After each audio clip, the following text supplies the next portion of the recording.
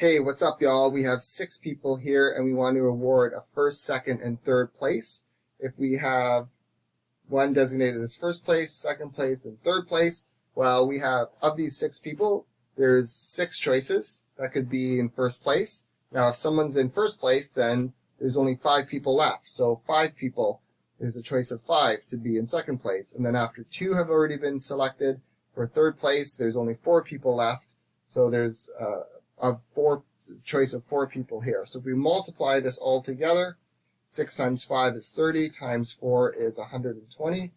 The order matters, so this is a permutation, so this is 120 different people. You could also look at this as using the permutation formula, NPR, where N is 6 and R is 3, because we're selecting 3 out of those 6 people. So this would be 6p3, which is 6 factorial over 6 minus 3 factorial. This is the permutations calculator formula. 6 factorial is, again, 6 times 5 times 4 times 3 times 2 times 1.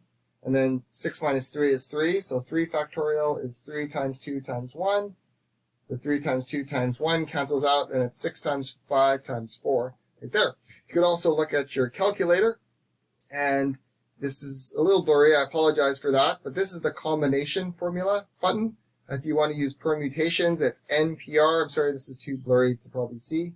NPR, and we can use that. So we have NP, so the N is 6. There's 6 people, and we want to pick 3 of those 6 where the order matters.